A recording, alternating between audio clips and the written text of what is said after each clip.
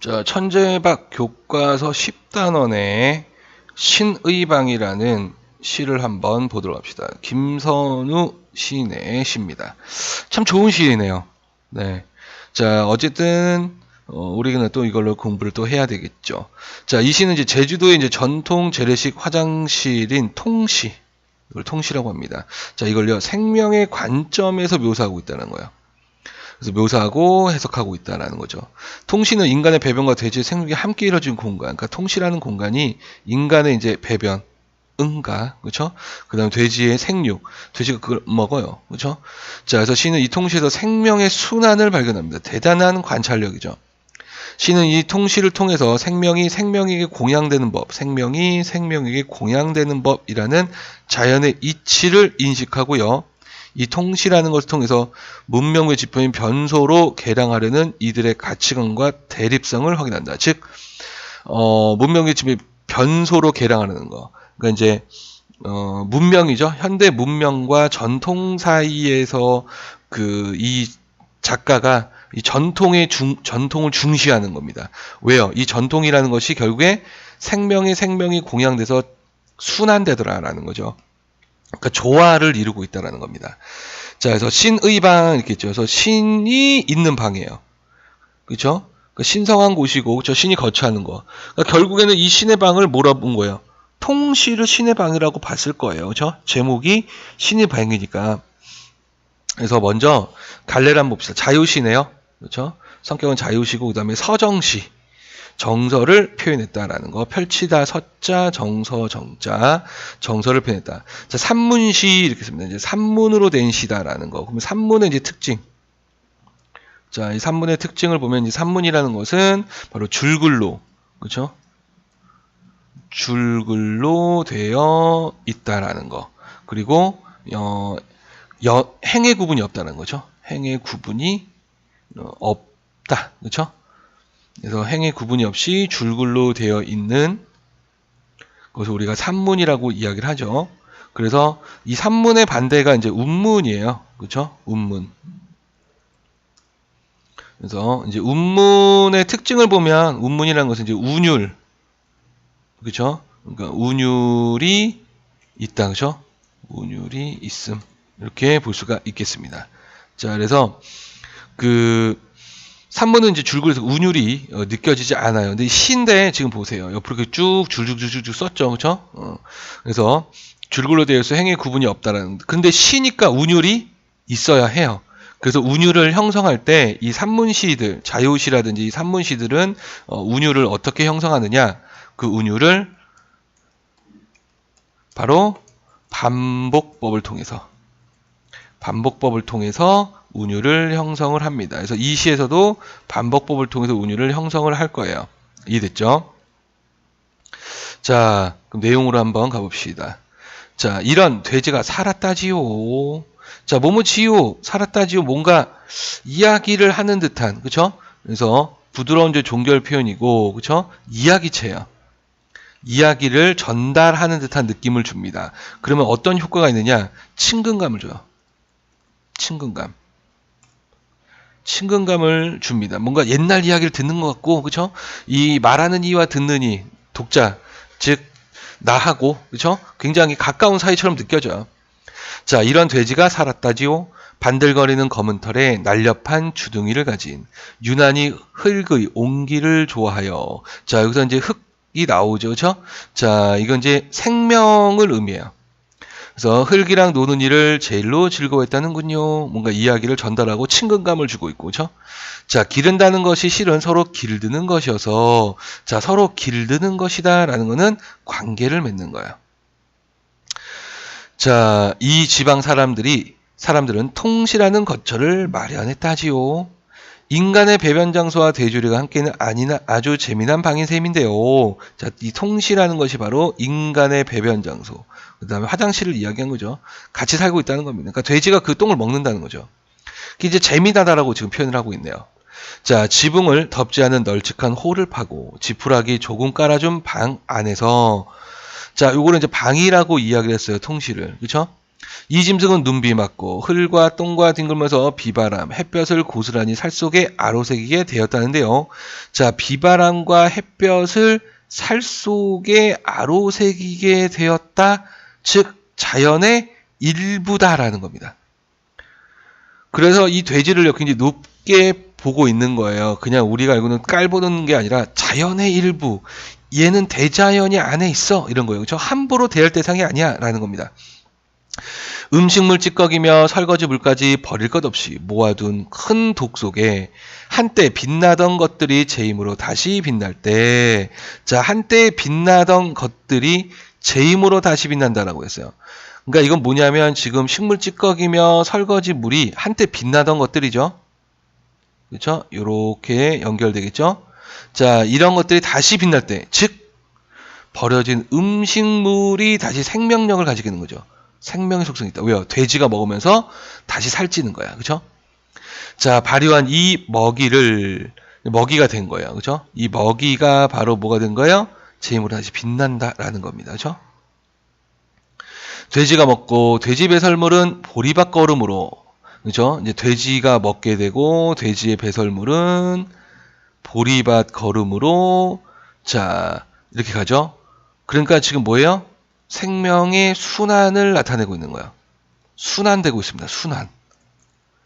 그 보리를 또 우리가 먹고 인간이 먹고 인간이 또 배변을 하고 그 배변을 돼지가 먹고 그 돼지가 다시 배설물을 뱉고 배설물 다시 보리가 먹고 이런 식으로.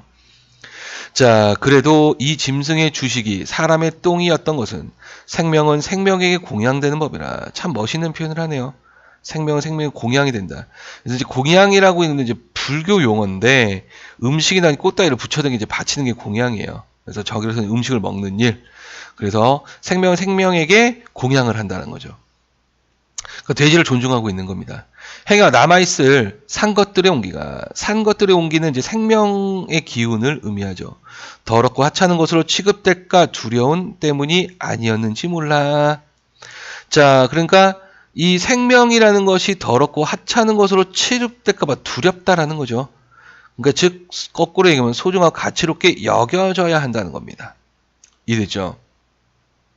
자, 그래서 그 생명은 생명이 공양되는 법의 의미를 보면 모든 살아있는 것들, 생명은 다시 살아있는 것에게 바쳐진다는 거야. 생명에게 공양이 된다.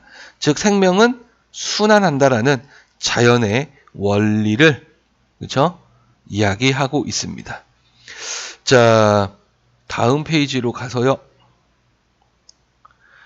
자, 이연으로 가봅시다. 자, 나라의 높은 분이 보기에 미개하여 시멘트 4포대씩 무상 지급한 때가 있었다. 자, 여기서 이제 시멘트는 인간의 문명을 이야기하죠. 그래서 흙과 앞에 놨던 돌과 대조를 이루고 반생명이에요. 그죠?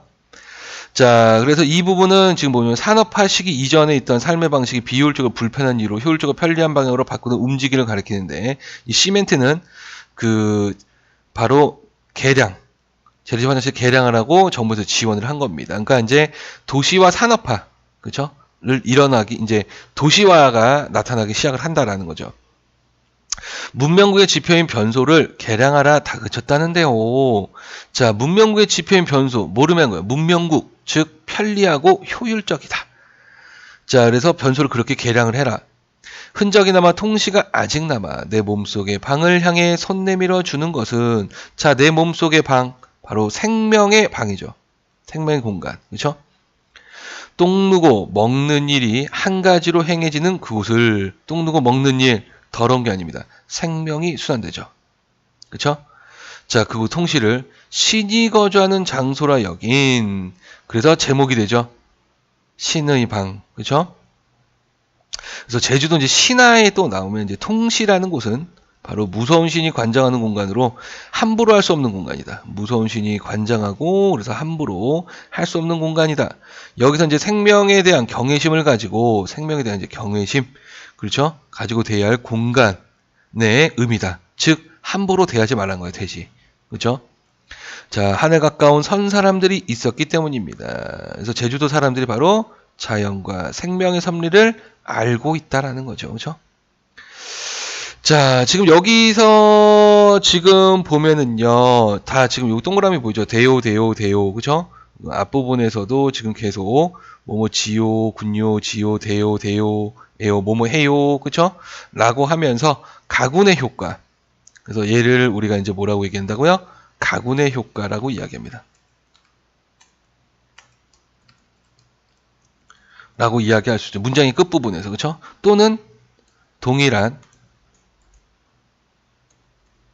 종결 어미를 사용해서, 그쵸? 운율을 형성하고 있다. 이렇게 볼 수가 있어요. 이해되나요? 자, 그래서 통시와 내 몸속의 방안의 유사성, 이거 이제 중요해 보이네요. 그쵸? 자, 그래서 사람에게나 동물에게나 먹는 일과 똥 누는 일은 모두 생명 활동입니다. 그죠?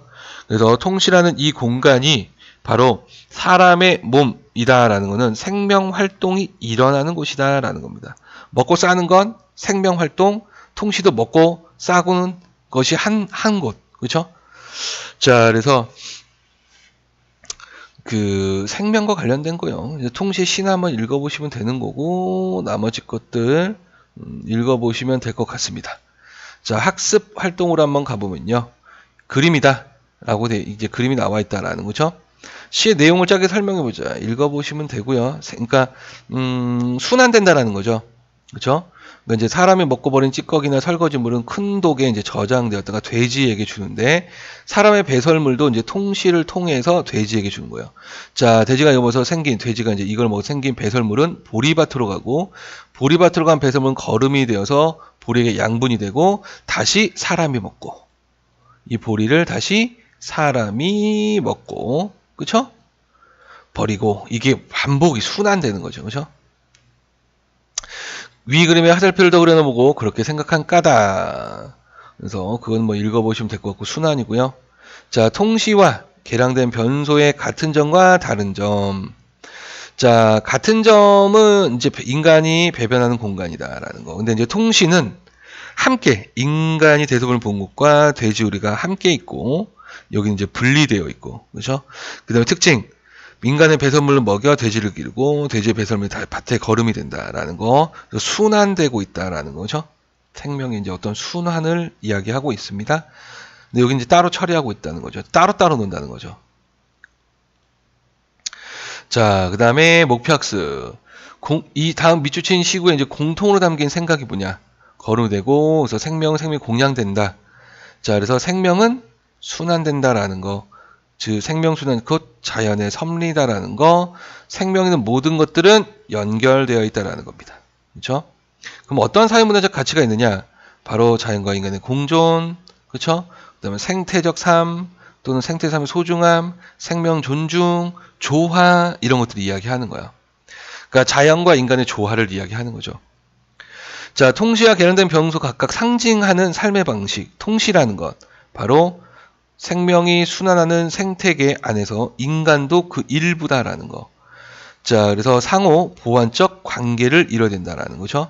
그 다음에 자원을 덜 쓰고 재활용하는 거, 즉 자원을 아끼는 겁니다. 그렇죠? 그래서 자연을 아끼고 자연과 조화를 이루고 지금 환경오염 문제라든지 이런 게 심각하니까요. 그렇죠? 이제 개량된 병소는 분리가 된 거죠. 인간과 자연의 분리.